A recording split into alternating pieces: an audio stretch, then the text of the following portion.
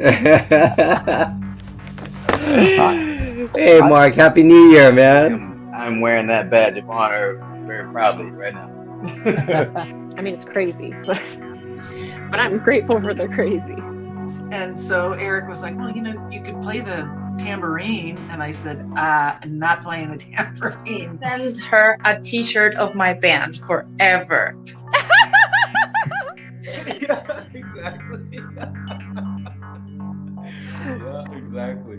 Every day is the same, but it's different. It's crazy. Thank you. Well, yeah, just like you, I'm a very transparent person. I love chatting to people about my industry because I think it's a very misunderstood industry, and I think people just are so curious about it. 2 a.m. no sleep, and you're delicately dusting off the sheet. Those creases near your eyes are not for me. If I was your muse, they would be. Good afternoon, good evening, good morning, wherever you are in the world. I'm Mark Sugiyama from Eclectic Arts, based here in Seattle, Washington. Thank you so much for joining me on this Sunday, the 27th of February, 2022. We're almost here. It's going to be March on Tuesday. And before we get to things, as always, I have a few housekeeping details I'd like to go through. My next live stream that's coming up is this Tuesday, March 1st. Nathan Bigelow, who's an amazing drummer for a lot of extreme metal bands, is going to be joining me. So for those that have been asking, when am I going to have another metal-based guest on? Here's your chance. So if you want to join us at 8:30 Pacific Standard Time on Tuesday, Nathan will be joining me. And then, as always, I've been having a lot of in-person events. I was just at the Seattle Opera's opening night yesterday. I've got a few plays coming up this week. I'll be back shooting and reviewing a concert next Saturday. The week after that's even more busy. So I am trying to always incorporate live streams, obviously, when I can, and just kind of trying to make sure that I'm minding my balance between everything that I do with the media outlet, my personal life, and some other commitments that I have going on. So, but know that I always love doing these things. And clearly, since I did 160 of them last year and 105 in 2020, if this is your first time joining me on my YouTube channel, if you could do me a huge favor and hit that subscribe button and the little notification bell, I'd appreciate that. And if you're on the Twitch side of things, if you could follow me over there. If you want to know more details about what I do have coming up or just kind of seeing what I have going on in general, if you follow me as Eclectic Arts Media, one word, on Instagram, that's where I post everything first. And then some of that information migrates over to other social media platforms such as Facebook, Twitter, you kind of know the drill, TikTok, all that kind of thing. If you're really wanting to support what I do, this does cost me money every month with the platform that I use. So there is a PayPal me link directly in the YouTube description of every video that I have up, every live stream that's there. And every dollar helps me keep this going, basically. So I'm always appreciative if you want to take the time to click that link and help me out. But that's only if you're in a position to do so, of course. And yeah, so I'm really looking forward to everything. Everything is kind of getting really busy, and these two worlds of live streams and in-person events and all the film festivals and all that stuff starting to come together. So I'm excited about it, but I want to make sure that I have my balance in check and that I don't take on too much. So let's get to things. My guest today is a wonderful songwriter and multi-instrumentalist based out of New York. Her latest single and music video is called Creases. Please welcome to the Eclectic Arts Virtual Studio, Work Wife. Hi, how are you? Good. How are you? I am doing really well, Meredith. Thank you so much for taking the time today. I appreciate it. Yeah, thanks for having me. Happy to be here. Cool. So let's kind of start, I guess, with the beginning in terms of what's out there right now with the Creases music video and the single. And correct me if I'm wrong. It sounds like the lyrics are based on perhaps being involved with someone who's an artist and trying to figure out who comes first, the relationship or the artist. Is that kind of where the lyrics are coming from? That's the concept. Yeah, it's like something, basically it's like a person in a relationship with an artist. And I've been on sort of every side of that, like have been the artist, have been the person dating the artist, have like seen friends in this situation. And the concept for the song is like basically that, you know, the artist has their own relationship with their art. Like everyone has priorities. And so the concept for the song is that basically you're the one dating an artist, and you're sort of watching them like almost have another relationship that you don't get to be a part of necessarily.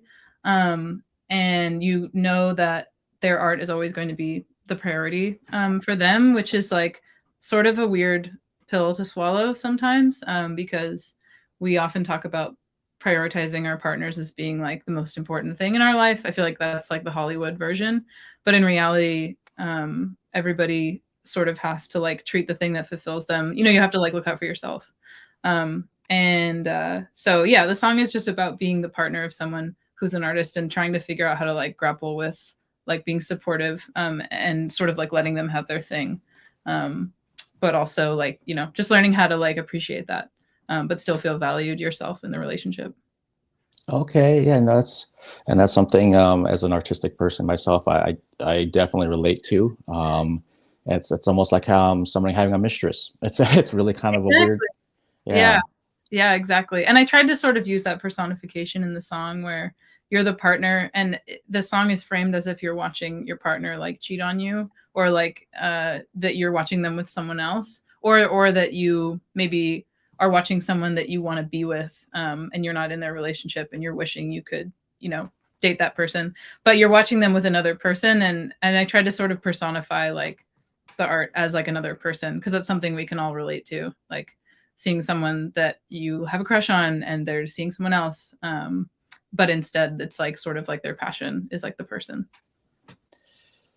Yeah, no, I've that word passion is probably one of the main things for any artist, and it just shows in what you're passionate about. And so for somebody else to try to be a part of that world, it's hard. It's a hard thing to balance.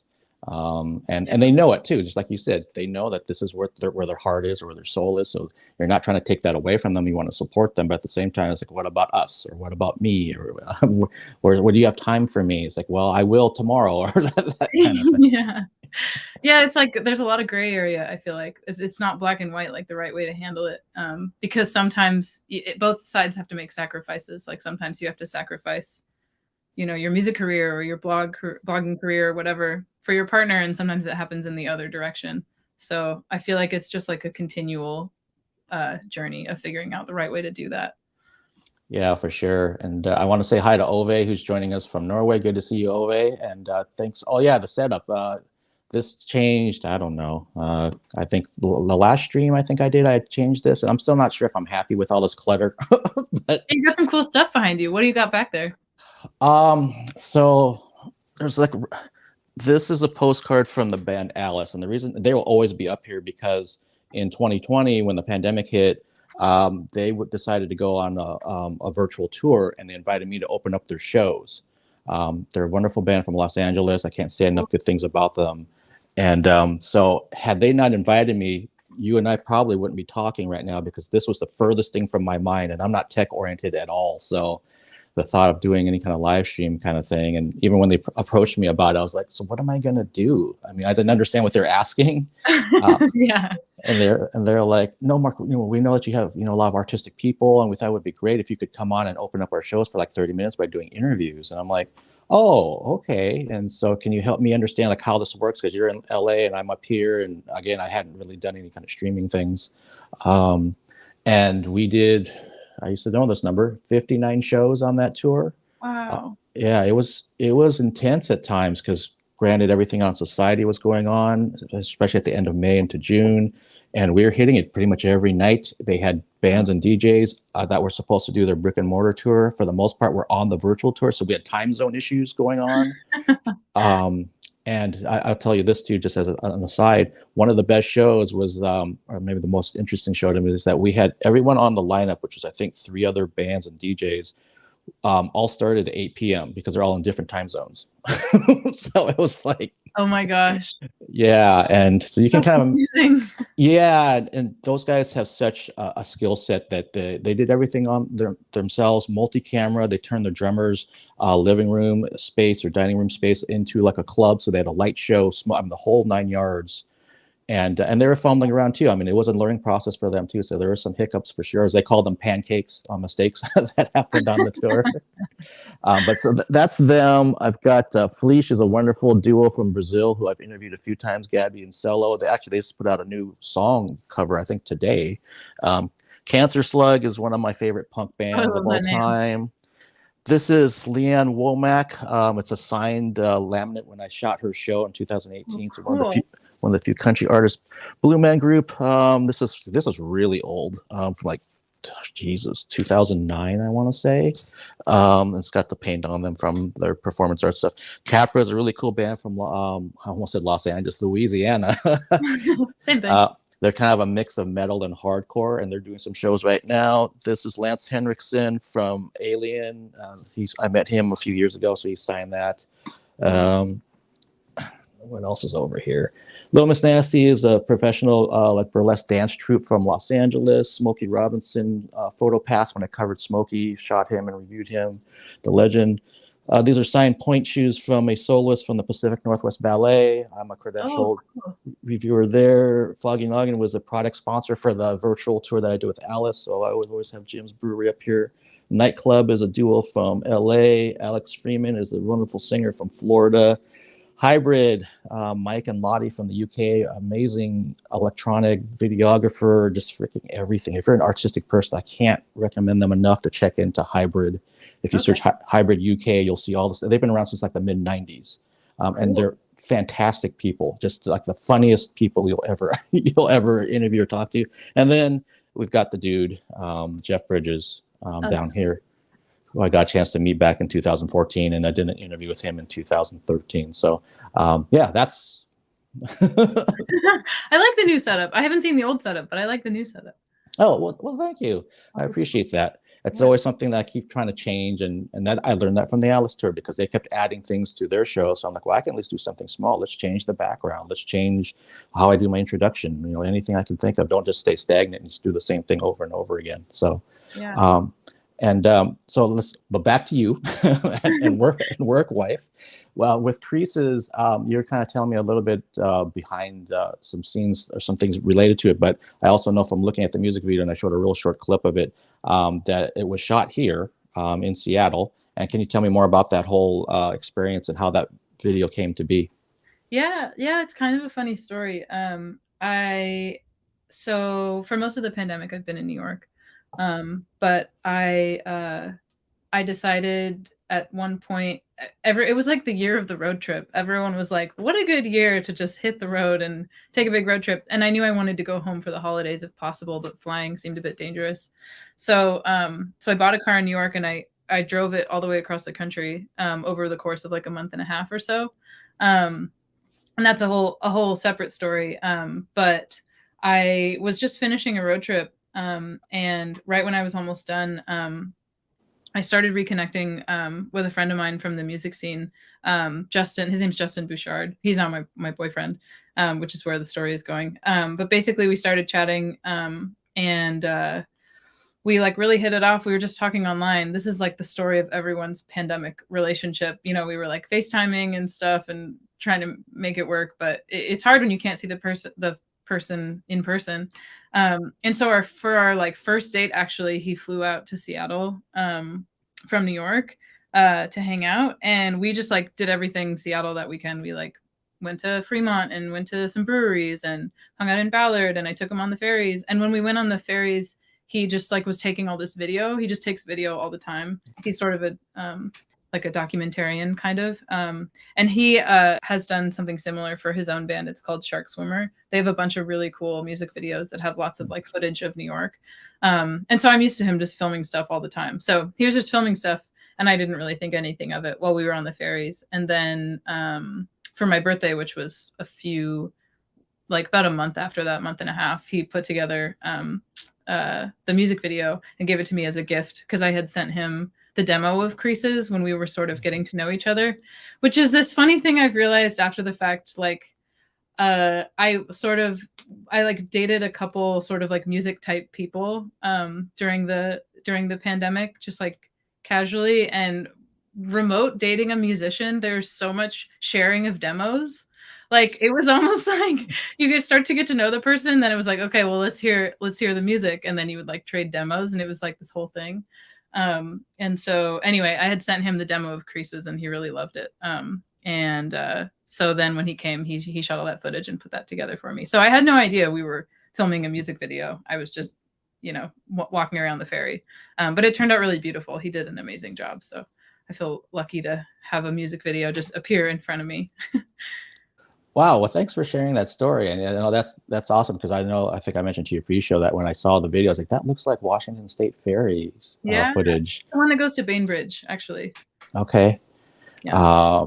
And this is, I kind of have a random mind. So if he's filming all the time, and in this case for the footage on the ferry, can you just shoot stuff and just do it, or do you have to get any kind of permission, or is it just like, it's easier to ask for forgiveness than permission? Or? Yeah, easier to ask for forgiveness, I think. And he shot the whole thing on his iPhone too, so it was very like DIY. It wasn't like he was running around with like a giant camera and they were like, "What are you doing?" Yeah, no, I mean, I don't know if they know that we did that, but I did tag them in my YouTube video. I tried to shout them out, so I tried to let them know after the fact that we had done that. But it's funny, yeah, I was saying it's the ferry to Bainbridge, and it's just like there's so many like weird coincidences with this song and this music video. But I was taking him out to Bainbridge because it's just like an easy island to get to in the San Juans. Like some of the ferries, they go for like hours and hours, and I was trying to take him on a day trip, so I took him to Bainbridge. That's when he shot the music video. And it's actually, I was like, when I originally wrote the song like 6 months prior, I had been quarantining on Bainbridge in my friend's like childhood home. And I wrote Creases. It was one of those times when you sit down and you just write something, you have like a strong feeling and it comes out in like 10 minutes. And I was like in this island house on Bainbridge and wrote the song. And so it's just like this weird coincidence that he happened to film the music video while we were going to that island, because he didn't know. And I didn't realize until I was writing the press brief after the fact. I was like, oh shit, so crazy. So yeah, just another weird thing.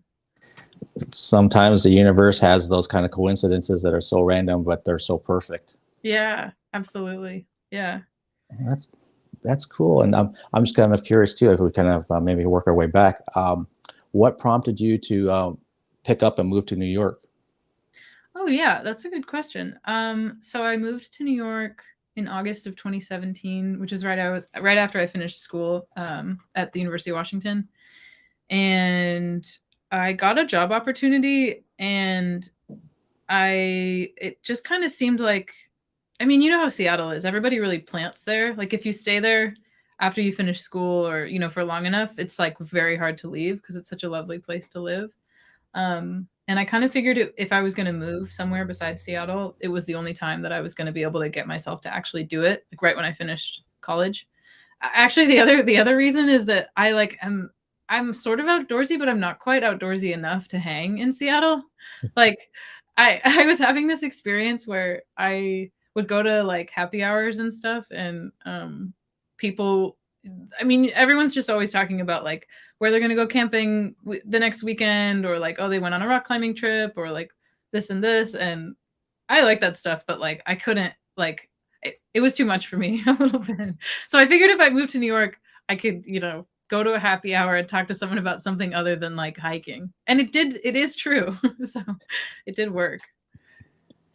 Okay, well, no, that's great that it worked out. And, yeah, kind of a silly reason, but I don't know. Sometimes it's stuff like that gets you to move. Yeah, and I mean, to your point, I've lived here all my life, so it's like, once you kind of are here, you're just kind of like, well, no, I like all the different aspects of being here, and yeah. I like the outdoors, but I'm not a hiker, I know exactly what you're talking about. When I started a new day job back in September, and you start meeting new people. So the first thing they're talking to you about, hey, so what do you like to do? And they're all talking about going to REI and going up to the mountains and going skiing and going to the lake and going, to ocean shores and going over to all these other kind of things. And it's like, which is great. I think that's wonderful. But it's like, well, are you into music? Are you into the arts? Are you into anything else? And some aren't, and some aren't. So I try to find the artistic people. Yeah.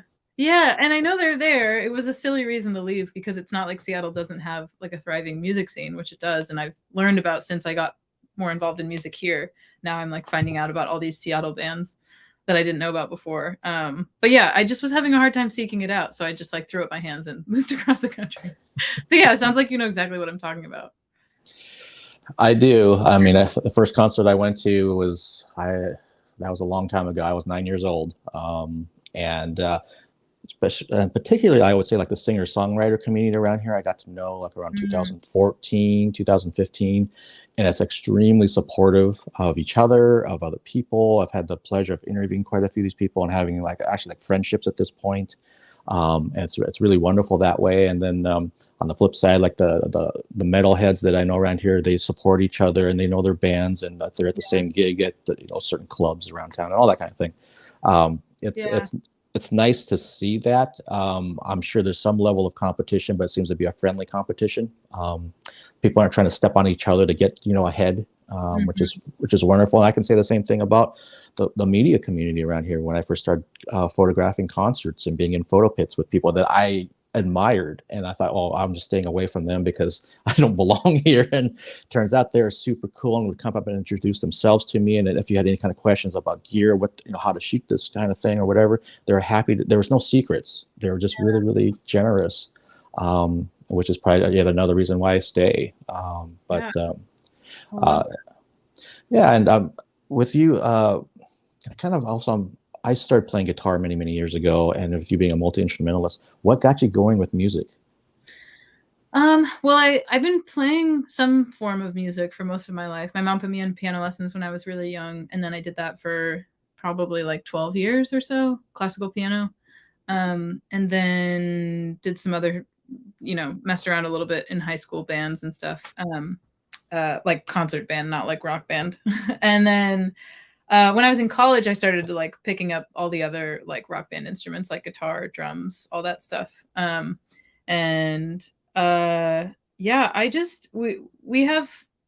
have kind of a creative family. I don't know. My mom, everyone on my mom's side is some form of artist. She has like 9 siblings, and they all have like some form of art that they do. Actually, one of my aunts, one of her, if you can see this, her like canvas is up on my wall. She does very cool like prints of nature scenes and stuff in Jackson Hole. But everyone's like a painter or something. So when I started pursuing music more seriously, nobody was like surprised, because we're all just like kind of creative people.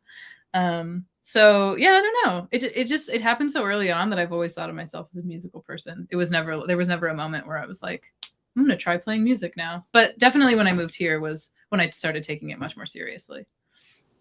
Okay. And does that mean knowing kind of like the artistic lineage you have on your mom's side?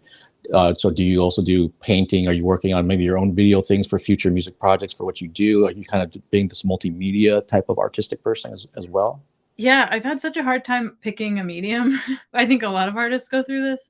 I did a lot more visual art when I was younger, because like I said, we have that in my family. So I think it's just in my genes. And I really love, especially video format. I've been working on some music videos for another project that I'm in called Colatura. That's a Brooklyn-based band. So I've done some stuff with them. I think for one of the Work Wife music videos, I saw this concept recently that I really liked. That's almost like, this is going to like make me sound like a nerd, but I'm going to call it augmented reality. That's like, not like in the 3D version, but like, it's like a music video that has like real people in it. But then there's like sort of animations and drawings and stuff on top. There's this, I was watching this Sam Evian. You know Sam Evian? He's from upstate. His music is really great. And he put out this sort of like live session video.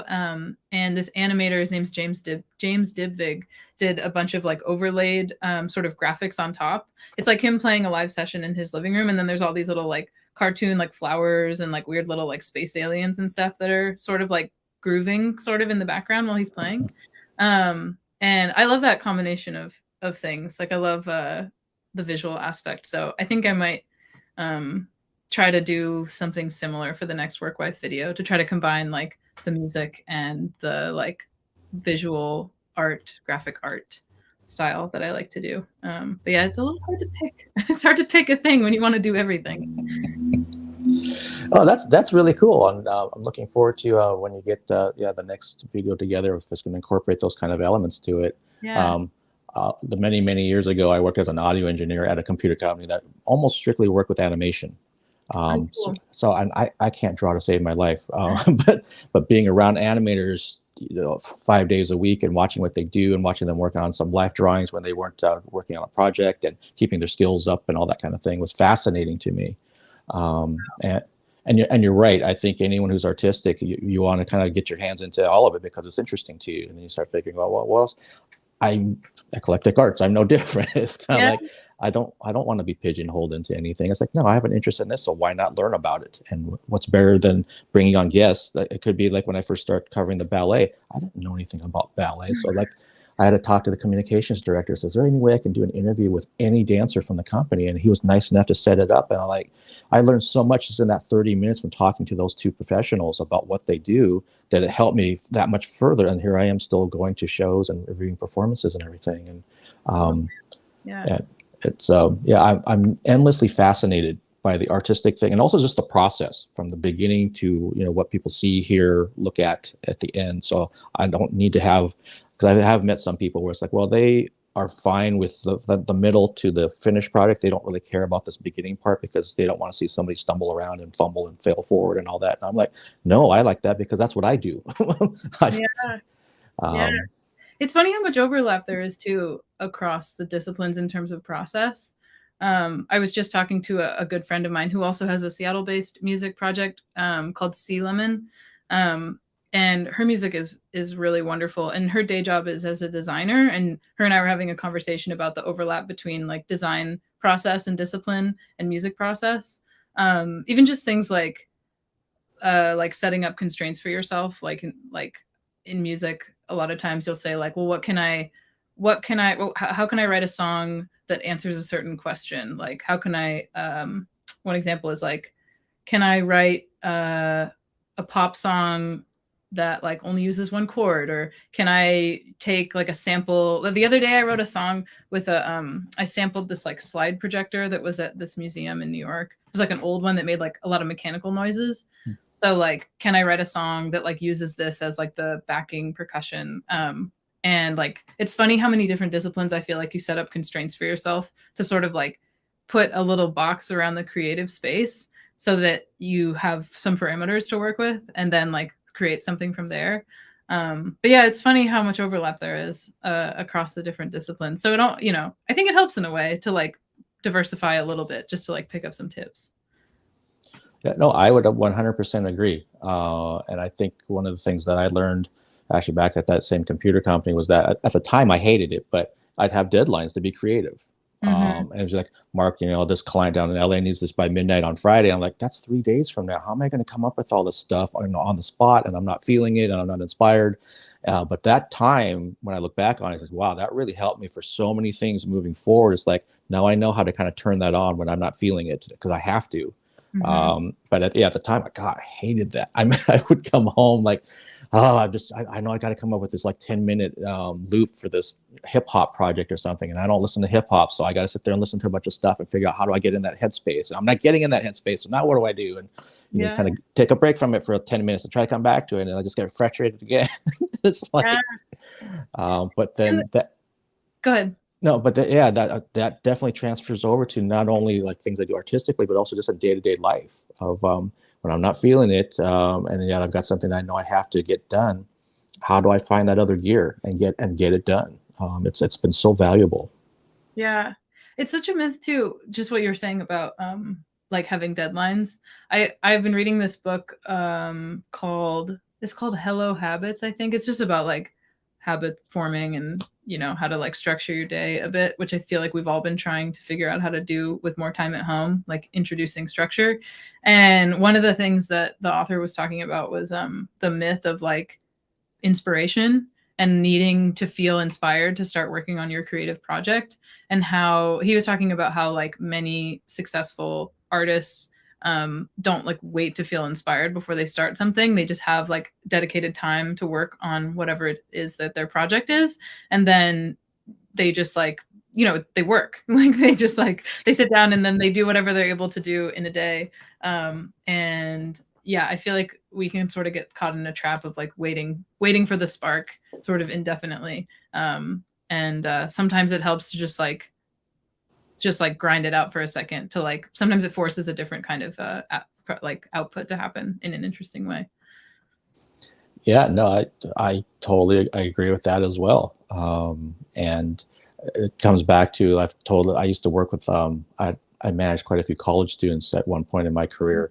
And I used to always tell them, and they knew that I was doing this media work. And so I was like, you're never too old to start something. And if you're going to do it, yeah, put out that, set aside 1 hour when you say, I'm going to start writing today. I'm going to do the painting. And it doesn't matter where your inspiration is. If you're hungover, whatever your thing is, just here's that time and start working in that space and then see where it goes.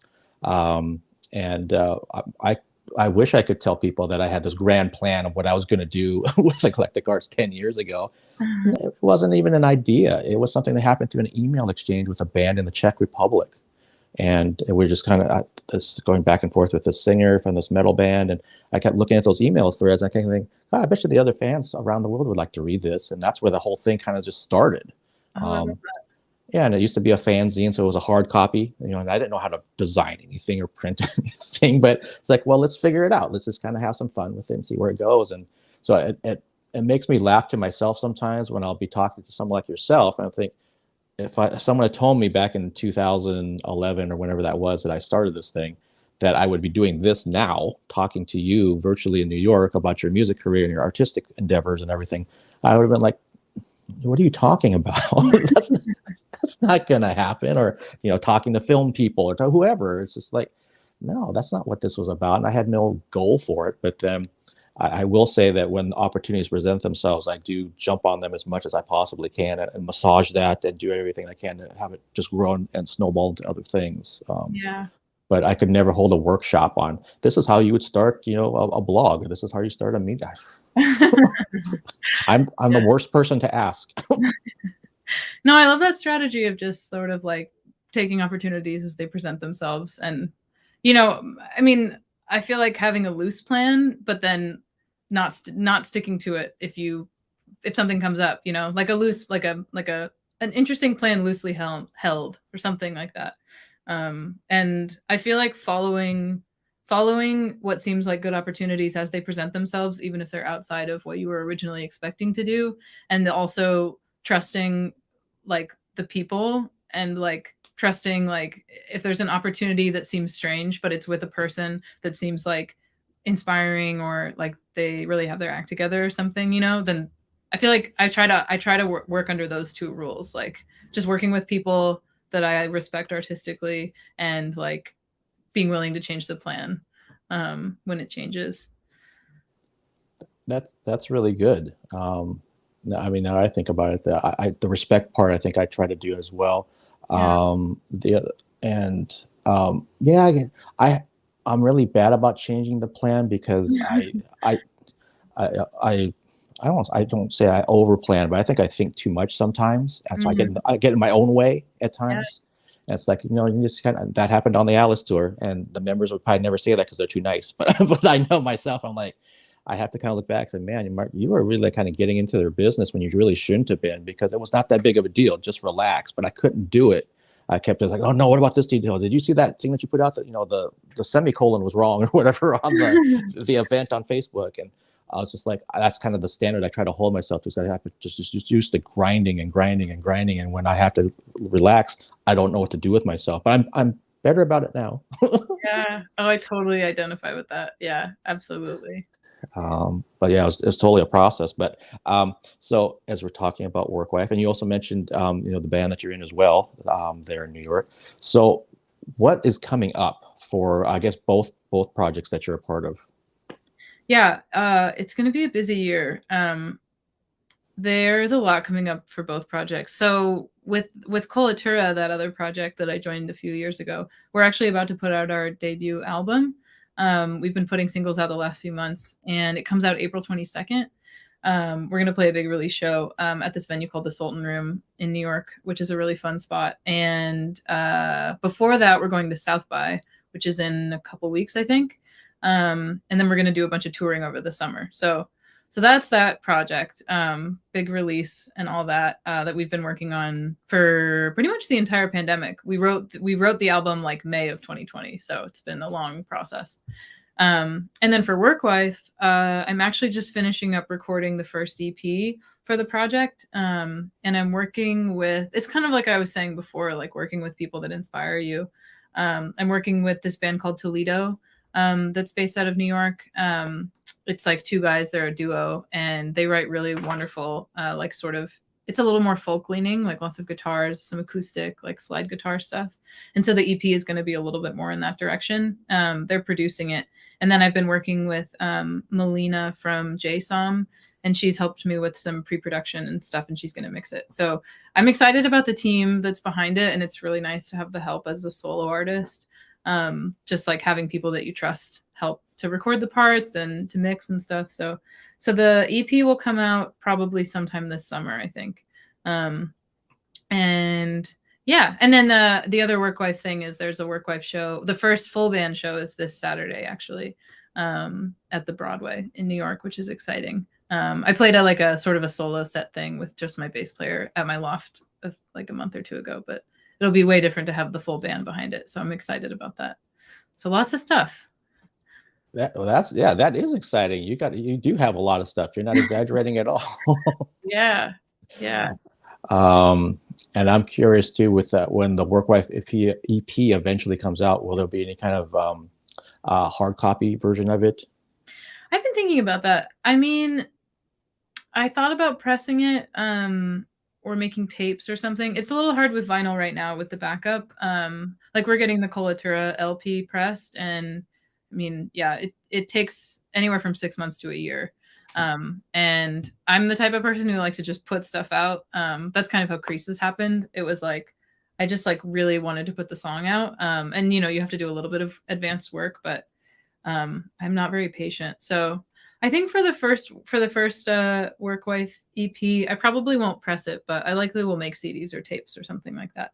Because it's, you know, it's hard to feel like it's real unless you have a physical thing to hold on to and to listen to. So some sort of physical thing will exist. Okay, I love hearing that. Yeah. Are you big on the like physical copies of things? It sounds like. I am. It's come up many times when I've talked to different guests, music guests particularly, about you're going to put out vinyl, you're going to put out CD. Now, yeah, cassettes are coming back, which I still can't believe, but I have some. And it's just like, and even if it's not the music, are you going to have a T-shirt? Are you going to have a sticker? Are you going to have something? Because I try to support the artist when I can, when my wallet, will allow me to. And a lot of times they say, "Oh, Mark, we can just do the streaming thing, or you can download it." I'm kind of like, I don't really do that. I'm one of these people. I'm really archaic that way. So if you say, "Mark, what's your Spotify playlist?" I don't listen through Spotify for anything. Oh, you're holding on. Yeah, exactly. I respect that. I'm barely holding on like this, but that's like so I can look over here at my breakfast bar and I can see like 5 CDs from various people I've interviewed that I wanted to support them and I wanted to hear it. I want to stick it in my CD player and all that kind of thing. I love that. So yeah, that's like, so when an artist is at least thinking, yes, I'd like to do something at some point, then that's great, because like you said, vinyl, there's such a backlog for that. Some of these other things that cost money to press things. So, but some people aren't even thinking about it. It's like, well, please rethink it. Yeah. And it's like, yeah, people want to take home things sometimes. And I've been listening through my roommate's record collection here at the loft that I moved into. And it's just been so wonderful to discover music in such an analog way. Like to not just have it like come up on a playlist, but to like to hold the records and look at the art and be like, oh, I'm going to try this today. Or even like, I've been just going through them not chronologically, but the way they are on the shelf. Like I've just been like physically going through them one by one. And it's been such a wonderful experience. So yeah, I really have been appreciating the value of like physical copies of music lately. So there will be something. Awesome. And with the Colatura tour, when you guys are on the road, are you coming to the Northwest? Yeah, we are actually.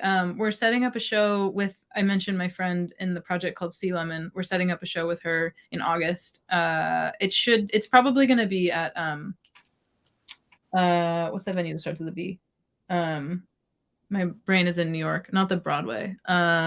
It's not Numos. Barboza. Yeah, at Barboza. We've been chatting with Evan, who books there, about that. So I think it'll be the two of us, and then maybe we'll get another local band to jump on too. But yeah, we'll be in Seattle sometime. Yeah, maybe like mid-August-ish, sometime around there. So you'll have to come through to the show. Have you been like into live music recently? Has there been that happening? What's the scene like right now? Yeah, most of the clubs around here, I would say, started doing music like last summer. I would say some of them kind of held off, like the Tractor held off until like this fall. The Sunset just started doing shows a couple weeks ago, but Numos and Barboza and High Dive and the Show Boxes, and all of them have had shows steadily, and which is great. And in my case, I've just been specifically kind of handpicking what I cover. And so, like I mentioned to somebody recently, that any of those like hard rock, metal, the crazy General Admission, sweat dripping off the walls, all that kind of stuff, which I love, I have chosen not to be a part of yet, just because it didn't feel right yet. Yeah. But that's going to change in about a week. Yeah. When I will finally be back at one of those shows, because you know what, things are starting to look better. I feel better about it. My day job, I work with disinfecting for COVID, so that's another piece of why. Wow, I didn't realize. Yeah, I'm kind of like, I don't want to bust my butt for 8 hours a day, Monday through Friday, and then just put myself in a situation that I could potentially bring to my work. Absolutely. It just doesn't make any sense to me. Yeah. Wow. So when you come out this way, at least, and I think Portland and Oregon and parts of California are kind of the same way, that gigs are happening, and there's only been a couple that have been postponed that I'm aware of tour wise, but other than that, things are happening. So as long as we kind of stay on this path, we should be, especially by summer, we should be looking really good. I know, we keep saying that, yeah, but that's been the attitude here in New York too. It's like we just sort of take it as it comes. So they were saying that something on the news recently too, that was about, they were talking about how they're relaxing the CDC is like relaxing the masking guidance and stuff. And I kind of liked the way they put it, which was like, we're in sort of a downswing right now in a good way, as in terms of the curve. So like, we'll just go enjoy the world while we can, and then be prepared to like be careful again when like things pick up again, and to sort of like have tempered expectations, but to be able to like see each other safely now. And so that, because we know that it's going to get bad again at some point. So that's kind of how we've been operating here. Just like when things are good, go out and see people and do things. And then you feel more, I think you have more endurance than when you have to lock down, knowing that you were able to leave the house at some point. That's a really good way to put it, about tempered endurance. And just that, because I remember that, when was that? October, when I started going back to in-person events. I was like, well, it feels okay, so let's go back to these things now. And then when Omicron showed its ugly face, then it became, okay, now we come back and hunker down.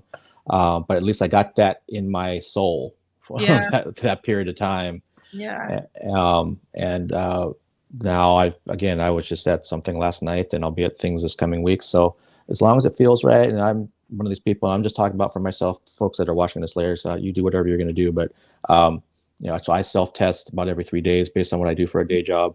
Obviously with symptoms and that kind of thing. I just try to be mindful of what's going on and not be completely stupid, and just like put myself in situations, because I could easily say yes to every invite that comes along for shows and stuff. But it's like, why would I do that right now? But I do want to say yes to some. And so hopefully we can get to that point again where it's just like, I don't have to think about it. It's just, I want to be there. I want to be there. I want to do this. I want to see my friends. I want to see, people, other media people I haven't seen in, 2 years. I haven't been in a photo pit with them. And seeing someone like yourself and your band coming through, that'd be awesome. So, hey, I talked with you back in, end of February, and here you are in August. Oh yeah, that would be great. Yeah, I'll let you know when we have our like tour figured out. We're splitting up the responsibilities for tour planning. I'm planning the Colatura tour that's happening in June. We're doing some East Coast stuff, and my bandmates are planning the West Coast tour, so they're sort of handling that, which is ironic given I'm from the West Coast, but that's just how it turned out. But I'll let you know when we have dates, and you can come check it out. Yeah, should be a good show. You should check out Sea Lemon's music too. Her stuff is really great. She's been on like, it's kind of blowing up. She's been on like KEXP recently and like doing all that stuff. So she's been having a lot of success. So we're excited to play with her too. Yeah. Awesome. I'm writing this down. Great. Well, Meredith, thank you so much for taking the time to talk about Work Wife and Colatura and everything you have going on. And it truly was a pleasure talking with you. I love fellow artistic people. And I can't wait to hear music from both projects, and then potentially see you actually in person in the summertime. And if something's coming up between now and then and you want to jump on and do another live stream talk, I love having guests come back and help promote new things, or just kind of doing updates or what have you.